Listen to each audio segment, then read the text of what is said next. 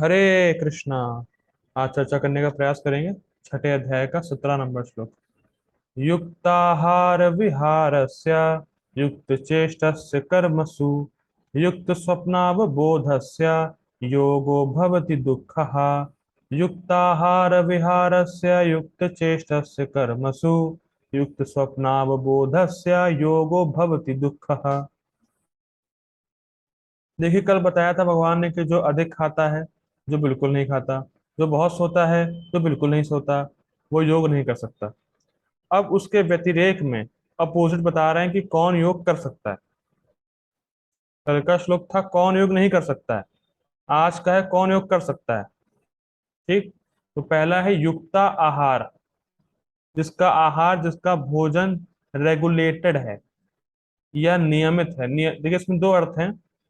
एक तो जो उसका टाइम है उस टाइम पे खाता है, और जितना जरूरत है उतना ही खाता है। और ये दोनों ही हमारे साथ नहीं है। ठीक। ना हम टाइम पे खाते हैं, और ना जितना जरूरत है उतना खाते हैं, ज्यादा खाते हैं उससे। ठीक। युक्त आहार और युक्त विहार। विहार मतलब है जैसे रिक्रिएशन, प्रभुपाद जी इसको लिखते हैं इंग्लिश में। विहार मतलब जैसे हंसी मजाक या मस्ती टाइप पे कह सकते हैं। मैं समझ नहीं पाया विहार का अर्थ अभी तक। थोड़ा सा टीका में भी कुछ बताया नहीं गया है, उसमें आमार प्रमोद बोला गया है टीका में। मैं अभी भी समझ नहीं पाया हूँ, लेकिन देखते हैं। विहार टीका में स्पष्ट नहीं आ रहा है, तो मुझे भी ज्यादा क्लियर नहीं, लेकिन विहार ऐसा सुना है मैंने, रिक्रिएशन होता है। ठीक है, प्रोपाजी इसको लिखते भी हैं। युक्त चेष्टस्य कर्मसु, कर्मों में बहुत प्रयास ना करना। युक्त चेष्टस्य कर्मसु मतलब कर्मों में बहुत प्रयास ना करना, भौतिक चीजों के लिए बहुत प्रयास ना करना, अधिक मेहनत ना करना। क्योंकि हम लोगों ने पढ़ा था कि भौतिक चीजों को पाने के लिए ज्यादा मेहनत करना भी भक्ति डाउन करती है। एक फैक्टर हम लोगों ने देखा था। तो रेगुलेटर रहना चाहिए। क्योंकि इसमें बड़ा सुंदर पॉइंट है, बहुत सुंदर। अगर हमारा श्रवण स्ट्रांग नहीं है, तो अगर कोई सेवा भी होगी ना कृष्ण के लिए, उसको भी हम कर्म बना लेंगे। बड़ा इंटरेस्टिंग है। भौतिक चीजों को पाने के लिए भौतिक चीजों को पाने के लिए तो ज्यादा कर्म करना ही नहीं है, वो तो पॉइंट है ही। दूसरा पॉइंट ये अगर ये है कि अगर हमारा श्रवण स्ट्रांग नहीं है, तो जैसे मान लीजिए कृष्ण के लिए भी कोई सेवा है, तो उसको भी हम एज अ भौतिक कर्म बना लेंगे। मटेरियल एनर्जी से डील करते वक्त अगर श्रवण स्ट्रांग नहीं है, तो कर्म, तो सेवा भी कर्म बन जाता है। वो खतरा है। जैसे मान लीजिए आप डोनेशन लेने गए, तो अब डोनेशन लेने गए हैं, तो अगर श्रवण किया है तो पता है कि भाई ये जो मैं पैसा ले रहा हूँ कृष्ण के लिए। अगर इतना श्रवण स्ट्रांग नहीं है, इसको बस हाँ बस पैसे लेने हैं, पैसे के लेने हैं, पैसे लेने हैं, कोई मतलब इंटेंशन नहीं है, और हो सकता है अपने लिए खर्च भी कर दे पैसे। कुछ, अरे कुछ कृष्ण को देंगे, कुछ अपने लिए लेंगे। तो श्रवण स्ट्रांग नहीं होता है, तो जो एज अ कृष्ण की सेवा भी है, वो भी हम भौतिक कर्म उसको बना सकते हैं। और अगर श्रवण स्ट्रांग है, तो हम सारे कार्यों को, जो कृष्ण की सेवा डायरेक्टली नहीं भी है, उसको भी हम कृष्ण के रिलेशन में देख सकते हैं। मैं फिर रिपीट कर रहा हूँ। अगर श्रवण स्ट्रांग नहीं है और कृष्ण की सेवा है, तो भी उसको हम कर्म बना लेंगे। और अगर श्रवण स्ट्रांग और जो भौतिक कर्म भी हैं, उसको हम कृष्ण की सेवा में के रूप में देख सकते हैं। तो ऐसा रेगुलेशन हमें करना है अपने कर्मों का कि सफिशिएंट टाइम मिल जाए श्रवण के लिए। ये नहीं कि श्रवण के लिए टाइम ही नहीं मिल रहा, खूब मेहनत, 24 घंटे में 17 घंटे मेहनत कर रहे हैं, लगे पड़े हैं, नौकरी में लगे पड़े हैं। वो रेगुलेशन नहीं है। रेगुलेशन मतलब है आपको श्रवण करने का मौका मिल जाए, श्रवण करने का प्रचुर मात्रा में समय मिल जाए। All services are services when they help in Shravan. ये मैं शायद रखिएगा। आपकी सारी सेवाएं, सारे कर्म, कर्म तब है, सेवा तब है जब आपको श्रवण में हेल्प करे। इसलिए श्रवण बहुत इंपॉर्टेंट है। ठीक। युक्त स्वप्नावबोधस्य, अच्छे से नींद पूरी कर ले, और रेगुलेटेड रहे, टाइम पे उठे, टाइम पे सोए, जितनी उसको जरूरत है, नींद की आवश्यकता है, उतना नींद पूरी कर ले। उसको बोलते हैं युक्त स्वप्नावबोधस्य। ठीक।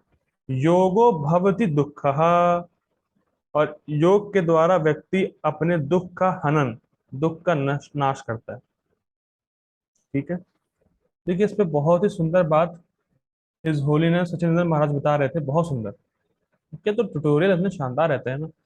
देखिए, बता रहे थे, अगर हम अपना भक्ति का जीवन एक पेड़ से कंपेयर करें, भक्ति का जीवन अगर हम पेड़ से कंपेयर करते हैं, पेड़ को इमेजिन करिए जरा एक बार, तो जो जड़ है उसकी, जो पेड़ की जड़ है, जो भक्ति का, जो हमारा भक्ति का जीवन अगर पेड़ है, तो जो जड़ है उसकी वो है साधना, जो हम सुबह करते हैं मॉर्निंग प्रोग्राम, उसी पे वृक्ष टिका है। लेकिन एक बहुत सुंदर बात, जड़ दिखाई नहीं देती। जड़ पे ही पेड़ टिका है, लेकिन जड़ दिखाई नहीं दे रही है। उसी प्रकार से सुबह का मॉर्निंग प्रोग्राम क्या कर रहे हैं, ये सिर्फ हम ही जानते हैं, कोई देख नहीं रहा। क्या you are getting my point? जड़ जड़ पे ही पेड़ टिका है और जड़ दिखता नहीं। उसी प्रकार से सुबह का मॉर्निंग प्रोग्राम हम कर तो रहे हैं, लेकिन कैसे कर रहे हैं कोई नहीं देखने आ रहा। लेकिन पूरा भक्ति का जो जीवन है वो साधना पे टिका है, मॉर्निंग प्रोग्राम पे टिका है। इतना सुंदर बोले हैं महाराज जी। ठीक। और वही पेड़ को नरिश कर रहा है, जड़ है, जो साधना है, जो मॉर्निंग प्रोग्राम है, वही हमारे भक्ति के जीवन को नरिश कर रहा है। एक तो ये पॉइंट है। दूसरा, जो उसका तना होता है, जो ब्रांच होती है, तना होता है पेड़ का, वो है एक रेगुलेटेड लाइफ स्टाइल, जिसकी हम लोग यहाँ बात कर रहे हैं। टाइम से खाना, टाइम से सोना, सब रेगुलेट किया हुआ, वो है तना। और ऊपर जो फल आए हैं, वो है हमारी सेवा। कोई प्रीचिंग कर रहा है, कोई बुक डिस्ट्रीब्यूशन कर रहा है, या कोई अपनी फैमिली को भक्त बना रहा है, या कोई कोई किसी को संदेश दे रहा है, किसी भी प्रकार से कोई व्यक्ति कोई सेवा में लगा हुआ है, तो उसका फल है वो। या मान लीजिए आपको कुछ भक्ति करके अनुभव हो रहा है, वो आप दूसरों से शेयर कर रहे हैं, या कोई भी आप सेवा करने की इच्छा कर रहे हैं। जैसे मान लीजिए मान लीजिए किसी को प्रीचिंग नहीं कर रहा है, प्रीचिंग करने की इच्छा है, तो वो सब इच्छा और अनुभव, वो सब फल है आपके। कितना सुंदर है। तो क्या है, भक्ति का जीवन एक पेड़ है, जिसमें वृक्ष है हमारे सुबह का मॉर्निंग प्रोग्राम साधना, और तना है, जो जो ब्रांच है वो है रेगुलेटेड लाइफ स्टाइल, और जो फल है वो हमारे कृष्ण के लिए सेवा है। कोई भी हम जो कृष्ण की सेवा, मतलब जो हमें अच्छी लगती है, हम अर्पित करना चाहते हैं कृष्ण को। जैसे किसी को ड्रेस बनाना अच्छा लगता है, किसी को पिचिंग करना अच्छा लगता है, किसी को कुछ करना अच्छा लगता है, वो सब फल है। और फल तभी आएगा जब जड़ मजबूत होगी। तो साधना बहुत अच्छी तरीके से होनी चाहिए। सुबह का मॉर्निंग प्रोग्राम बिल्कुल मिस नहीं करके। और आजकल तो कृष्ण की कृपा से सब कुछ जूम पे मॉर्निंग प्रोग्राम पूरा हो ही जा रहा है, मंगल आरती भी हो जा रही है, जप भी हो जा रहा है, दर्शन आरती भी हो जा रही है, सब कुछ हो जा रहा है। तो कृपया करके मॉर्निंग प्रोग्राम को मिस नहीं करना चाहिए। तो कुछ साधना पक्की हो जाए तो कुछ जो भक्ति का जो पेड़ है वो टिका रहेगा। ठीक है, आगे पढ़ते हैं।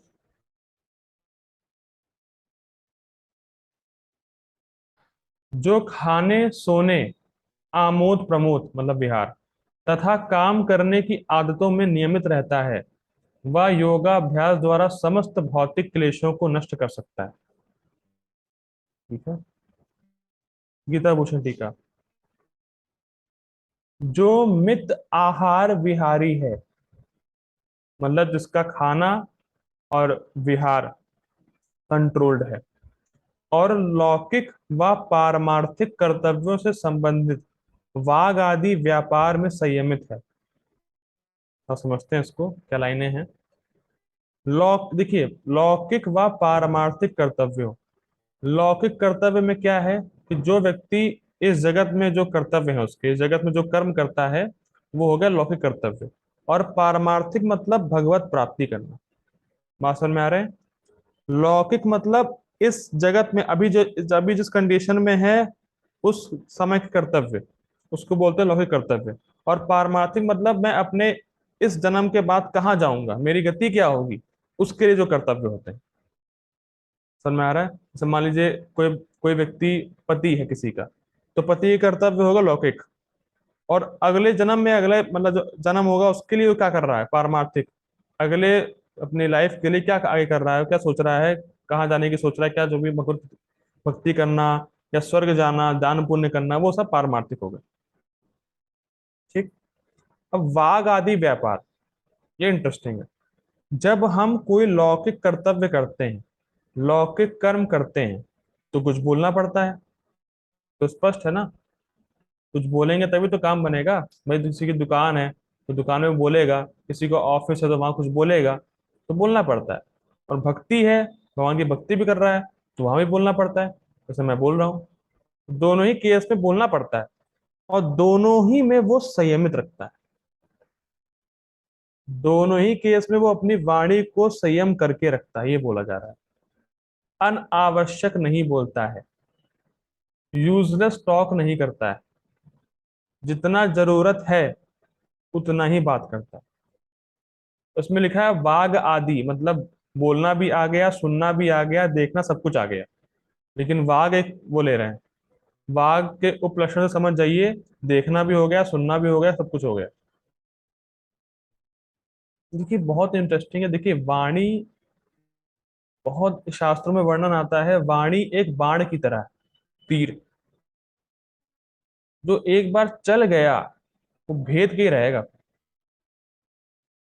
और कई बार लोग ऐसा कहते हैं, देखिए उसको मैं माफ करने को तैयार हूं, लेकिन जो उसने शब्द बोले वो मेरे कानों में आज तक गूंज रहे हैं। मैं सब कुछ भूलने को तैयार हूं, लेकिन जो उसने शब्द बोला है वो मुझे याद रहते हैं, वो मैं भूल नहीं पाता। तो ये शब्द बहुत महत्वपूर्ण है, और ये वाणी बाण की तरह है। और जितना ज्यादा बोलेंगे उतने ही चांसेस हैं कि आप किसी को हर्ट कर देंगे। आप जितना ही ज्यादा बोलेंगे उतना चांस बना रहेगा किसी को हर्ट कर दें, किसी की निंदा कर दें, कुछ भी कह दें, अरे तो ऐसा है वो वैसा है। जितना ज्यादा बोलेंगे उतना चांस है कि आप किसी की निंदा करेंगे। और महाप्रभु कहते हैं, जिस व्यक्ति ने कभी किसी की निंदा नहीं करी उसका मैं स्वयं उद्धार करूंगा। तो ये बहुत इंटरेस्टिंग है कि वाणी को बहुत संयमित रखें, जितना आवश्यक है उतना ही बोलें, चाहे भक्ति में, चाहे जो आप जो भौतिक कर्म है वो कर रहे हैं उसमें। मतलब एक भक्त बताते हैं, अपना काम करें और भगवान का नाम करें। मतलब अपना काम करते रहिए और भगवान का नाम लेते रहिए, तो भगवान का नाम लेंगे तो फिर ऑटोमेटिकली जो जो बाहर की जो बातें हैं, वार्तालाप है, जो प्रजल्प है, वो कम हो जाएगा। ठीक है, आगे बढ़ते हैं। जो सोने और जागने में संयमित है, ऐसा व्यक्ति योग के द्वारा सभी दुखों का नाश कर लेता है। देखिए योग हम तभी कर पाएंगे, बहुत सिंपल है, योग हम तभी कर पाएंगे जब बॉडी को हम अपने कॉपरेशन में लेके चलेंगे। ये नहीं कि बॉडी का डिमांड कहीं और है, बॉडी कुछ और चाहती है, हमें हम बॉडी को देंगे ही नहीं, हम बॉडी है ही नहीं। ये सब अभी प्रैक्टिकल नहीं है हमारे लिए। जैसे रूप गोस्वामी, सनातन गोस्वामी, वो तो बिल्कुल अलग थे, दिव्य स्थिति में थे, वो बॉडी से बिल्कुल अलग अपने आप को अनुभव किए हुए थे।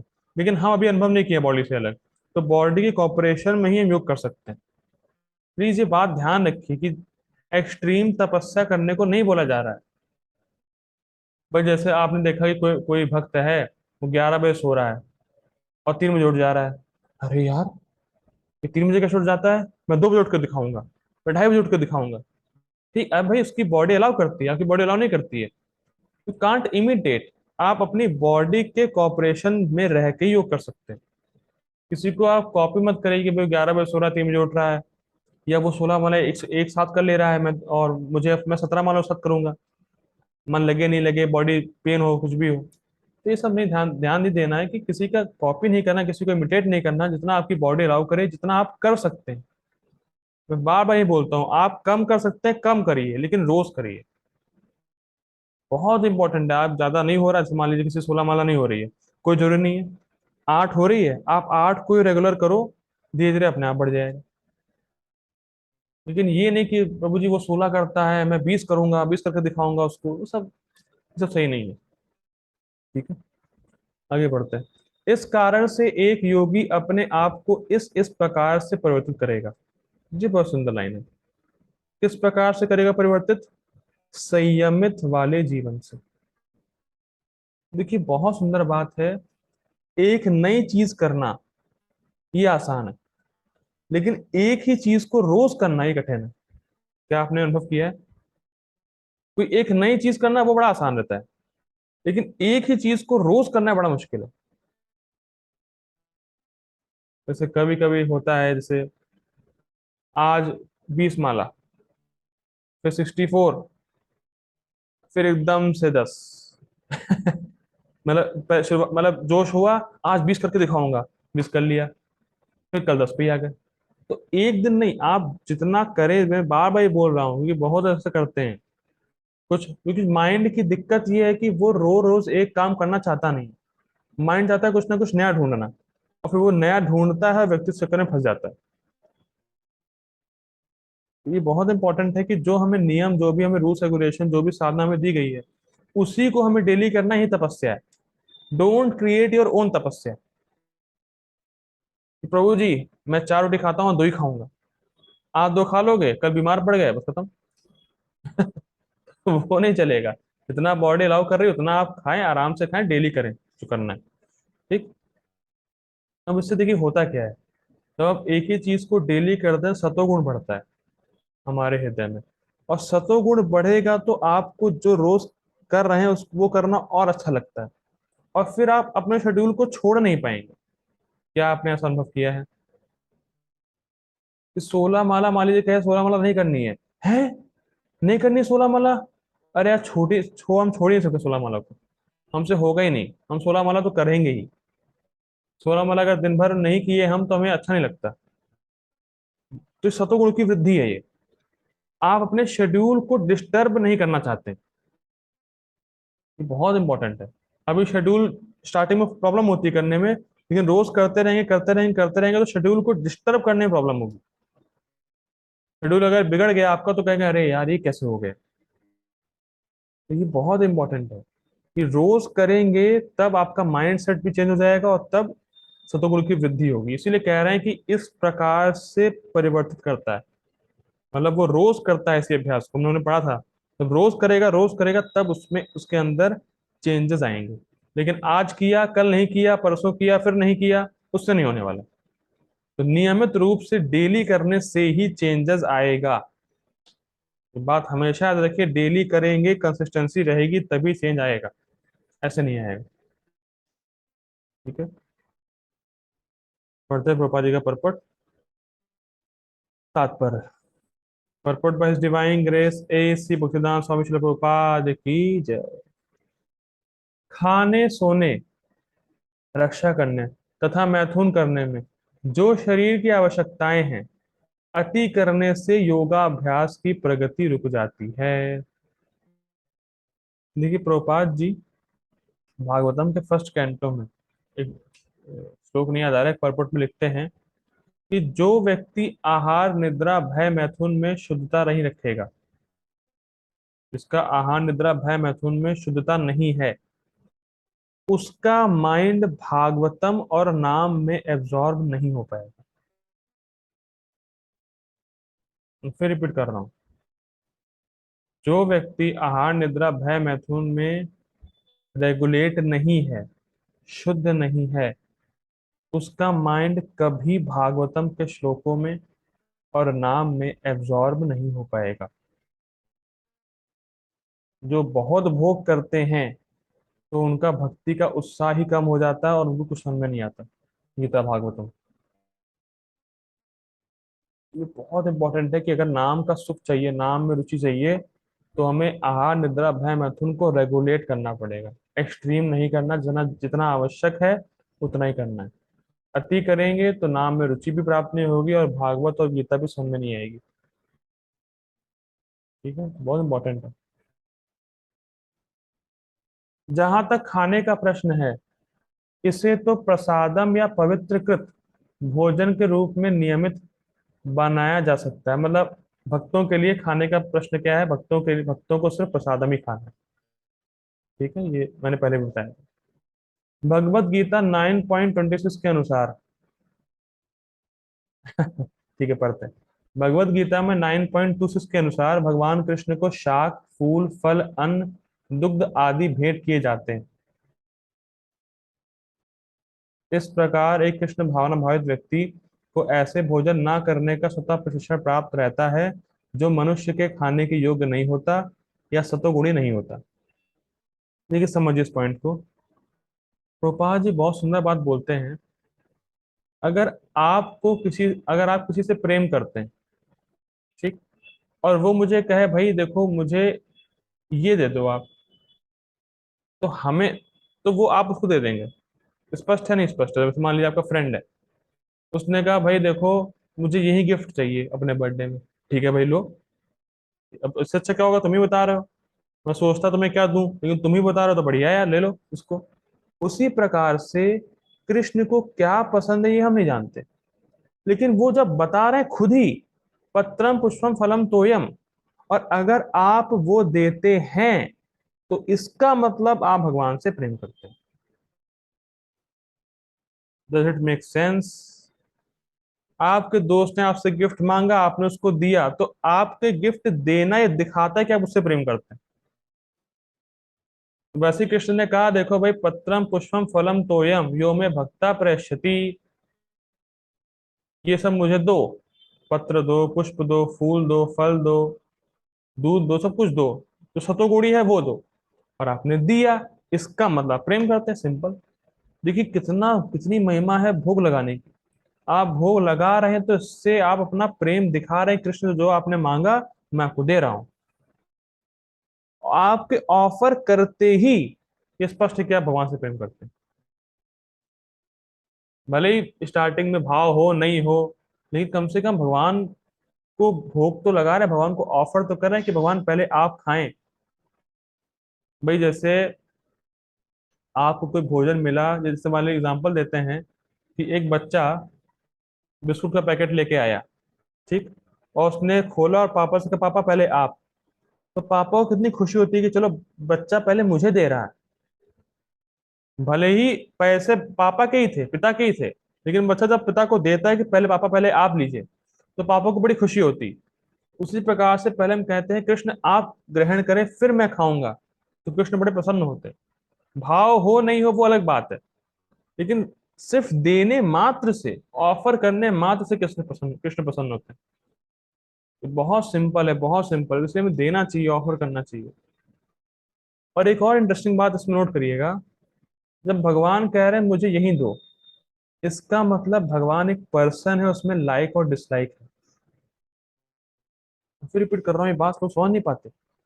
भगवान कह रहे हैं ये दो, इसका मतलब भगवान एक पर्सन, उनमें फीलिंग है कि मुझे ये चाहिए मुझे ये नहीं चाहिए। भगवान के भी लाइक्स और डिसलाइक हैं भाई। Does it make sense? कुछ लोग बोलते हैं भगवान तो इतने पावरफुल हैं, वो तो कुछ भी खा सकते हैं। तो इस संबंध में एक भक्त बता रहे थे कि भगवान तो पूरा ब्रह्मांड भी खा सकते हैं, अगर खा लिया तो आपका क्या होगा? अगर खा लिया तो क्या होगा आपका? सब लोग जानते हैं ना, महाविष्णु लेटे रहते हैं और सांस लेते हैं, सांस लिया बक से पूरा सारे जो है ब्रह्मांड चले गए उनके अंदर। तो भगवान तो ब्रह्मांड भी ले सकते हैं, लेकिन भगवान खुद बता रहे हैं कि मुझे ये अच्छा लगता है। ही लाइक्स और he dislikes means he has feelings.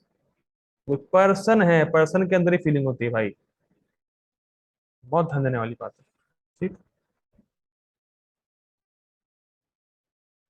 जहां तक सोने का प्रश्न है, कृष्ण भावना भावित व्यक्ति कृष्ण भावनामृत में कर्म करने में निरंतर सतर्क रहता है, अतः निद्रा में वह व्यर्थ समय नहीं गवाता। अव्यर्थ कालत्वम। श्री प्रभुपाद जी कह रहे हैं इस संबंध में कि मानव जीवन कितना दुर्लभ है, कितने जन्मों के बाद मानव जीवन मिलता है, और इसका एक क्षण भी गंवाना बहुत बड़ा नुकसान है। और इसको केवल सोने में गंवाना, सेवा ना करना, है तो बहुत ही बड़ा नुकसान है। ठीक। तो प्रभुपाद जी यहाँ पे जो पॉइंट ले रहे हैं ये अभी हमारे लिए एप्लीकेबल नहीं, क्योंकि हम लोग को नींद चाहिए, क्योंकि हम लोग बद्ध जीवात्मा, हमें तो सोना चाहिए। लेकिन प्रभुपाद जी बता रहे हैं कि जब हम भाव भक्ति को प्राप्त करेंगे, जैसे कल बताया था जपा टॉक में, जब हम भाव भक्ति को प्राप्त करते हैं तब ये अव्यर्थ कालत्वम, ये गुण आता है कि उसमें व्यक्ति भगवान की सेवा ही करता है, सोना खाना सब भूल ही जाता है।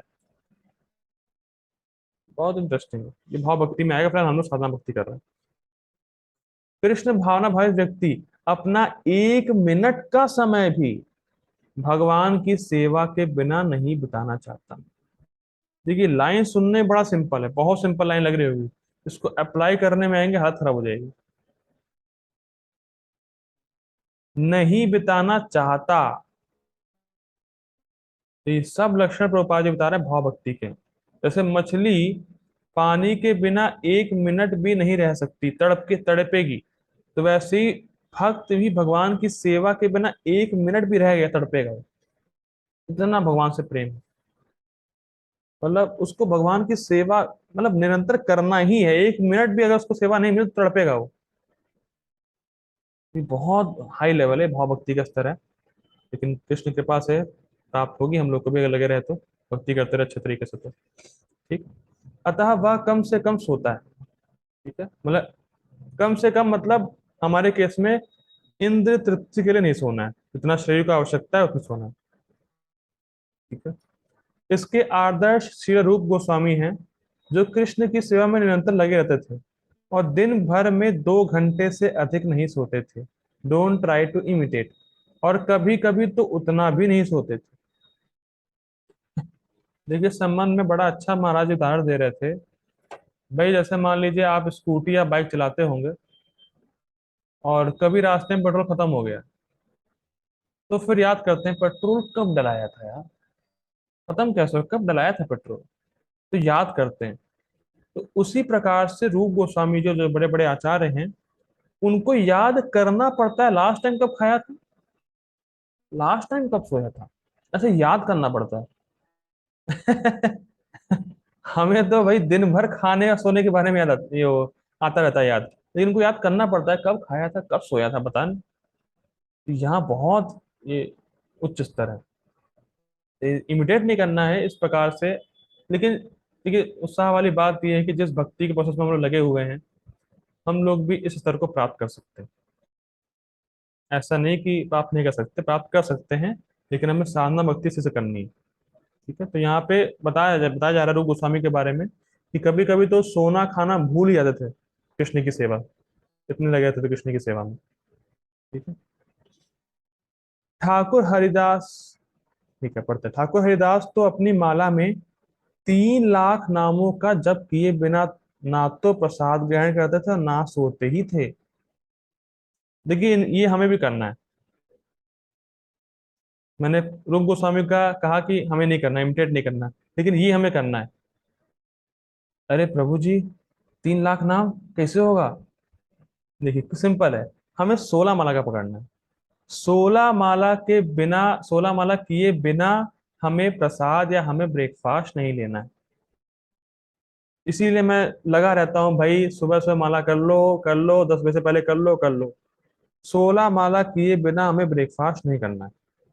जैसे ठाकुर हरिदास, जो हरिदास ठाकुर थे नामाचार्य जो हैं ठाकुर हरिदास, तो वो 3 लाख नामों के करे बिना प्रसाद ग्रहण करते ही नहीं थे। उसी प्रकार से हमें उनका आदर्श लेके 16 माला पहले कंप्लीट, फिर ब्रेकफास्ट करना है, फिर प्रसाद लेना है। और इसमें देखेंगे आप कि सुबह सुबह अगर जब हो जाता है, पूरी 16 माला हो जाती है, दिन भर इतना बढ़िया बीतता है, इतना सही रहता है, पूरा भक्ति में रहता है पूरा दिन। तो सबका अनुभव होगा जो सुबह सुबह माला कर लेता है। अगर दिन भर टिकाए रखेंगे, अभी 4 फिर 5 फिर ये फिर वो, तो घसीटेंगे बस माला को। क्योंकि बड़ा ही सुंदर बात है, जितना आप मतलब जैसे आपने खा लिया, तो खाने के बाद सारा ब्लड का सर्कुलेशन जाता है नीचे की तरफ, तो आपको नींद आवश्यक आएगी। साइंटिफिक है कि अगर आप खा लेते हैं तो आपको नींद आना लाजमी है। जब खा लिया कुछ और नींद आने लगी तो फिर जब कैसे कर पाएंगे। इसीलिए जब जब कर लिया अच्छे, सुबह सुबह जब हो गया, फिर आप खाइए, कोई दिक्कत नहीं। इसीलिए मैं लगा रहता हूँ नामाचार के आदर्श पे कि भैया सुबह सुबह 16 माला कर लो ब्रेकफास्ट से पहले। तो 3 लाख नाम करते थे, हमें तो भाई 16 माला का सेशन मिला, तो कम से कम 16 माला तो कर लें ब्रेकफास्ट से पहले, ब्रेकफास्ट से पहले 10 बजे से पहले। ठीक है, आगे पढ़ते हैं। जहां तक कार्य का प्रश्न है, कृष्ण भावना भावित व्यक्ति ऐसा कोई भी कार्य नहीं करता जो कृष्ण से संबंधित ना हो। तो कर्म का नियम क्या है, युक्त कर्मसु युक्त चेष्टस कर्मसु। उसका क्या है, यज्ञार्थात कर्मणो अन्यत्र लोकोयम कर्म बंधना। कृष्ण की संतुष्टि के लिए ही कार्य करना है। भक्तों के लिए क्या रेगुलेशन है कार्य का, कि कृष्ण की संतुष्टि के लिए ही कार्य करना है सारे। ठीक। इस प्रकार उसका कार्य सदैव नियमित रहता है और इंद्रिय तृप्ति से अदूषित। क्योंकि कृष्ण भावना भावित व्यक्ति के लिए इंद्रिय तृप्ति का प्रश्न ही नहीं उठता, अतः उसे तनिक भी भौतिक अवकाश नहीं मिलता। इंटरेस्टिंग है, देखिए। ये प्रभुपाद जी बता रहे हैं युक्ति विहार। अब मैं समझाऊं। प्रभुपाद जी बोल रहे हैं कि जो रिक्रिएशन है, जैसे मजे करना, मस्ती करना, वो सब कृष्ण के संबंध में करो। ऐसे भक्त लोग मस्ती करते हैं, मजाक करते हैं, लेकिन संबंध कृष्ण के संबंध में करते हैं। वो सेंटर कृष्ण ही रहना चाहिए। आप मस्ती करें, मजाक करें, नाचे गाएं, सब कुछ करें, लेकिन कृष्ण के संबंध में होना चाहिए। तो जब कृष्ण के संबंध में होगा तो आपको भौतिक अवकाश नहीं मिलेगा। मतलब जैसे कभी कभी बाबा जी बोलते हैं, कोई कहता है कि अरे मुझे बिजनेस करना बड़ा पसंद है, लेकिन फिर भी संडे को छुट्टी लेगा वो, क्योंकि वो फेड अप हो जाता है बिजनेस करते करते। कहेगा कि बिजनेस करना मुझे पसंद है, लेकिन फिर भी संडे को छुट्टी लेगा। तो अगर भाई तुम्हें पसंद ही है तो संडे को छुट्टी क्यों ले रहे हो? तो भौतिक कर्म का स्वभाव ही क्या आपको बोर करेगा। इसीलिए प्रभुपाद जी कह रहे हैं कि जो व्यक्ति रिक्रिएशन कर रहा है, तो कृष्ण के संबंध में करेगा, तो उसमें उसको भौतिक अवकाश मिलेगा ही नहीं। भौतिक छुट्टी टाइप का कुछ खेल नहीं होगा। जैसे कभी कभी लोग बोलते हैं कि मंगल आरती आपका संडे को भी होती है। मतलब हमको लगता है कि ये मतलब स्कूल टाइप वाला मामला है। ऐसा नहीं है। जैसे भक्ति जैसे हम लोग कर रहे हैं तो डेली है। कोई छुट्टी वाला चक्कर नहीं कि भौतिक जैसे अवकाश होते हैं कि आज संडे छुट्टी, इंडिपेंडेंस डे छुट्टी, ऐसा कुछ नहीं है। और प्रभुपाद जी बोलते भी थे, कृष्ण कॉन्शियस इटसेल्फ रिक्रिएशन। भक्ति ही रिक्रिएशन है। भक्ति में रिक्रिएशन कुछ नहीं है, भक्ति ही रिक्रिएशन है। समझ में आ रहा है? प्रभुपाद जी बोले कृष्ण कॉन्शियस। किसी ने पूछा प्रभुपाद से, प्रभुपाद जी रिक्रिएशन का समय नहीं मिलता होगा आप लोगों को? तो प्रभुपाद जी ने, कृष्ण कॉन्शियस ही रिक्रिएशन है भाई, उसके अलावा है क्या भक्ति? चूंकि वह अपने कार्य, वचन, निद्रा, जागृति तथा अन्य शारीरिक कार्यों में निमित्त रहता है, अतः उसे कोई भौतिक दुख नहीं सताता। देखिए सिंपल है। भौतिक दुख का कारण क्या है? Sense gratification. और जब व्यक्ति का इंद्रिय संयमित है, मन संयमित है, तो इंद्र तृप्ति की बात ही नहीं आती, और इंद्र तृप्ति है नहीं, दुख है नहीं। ठीक, तो योग के माध्यम से वो दुख को जीत लेता है, या दुख का नाश कर देता है। ठीक है, हम लोग ये रुकते हैं आज। जगत गुरु शिल प्रभुपाद की जय। श्री भगवद गीता की जय। हरे कृष्ण। हरे कृष्ण।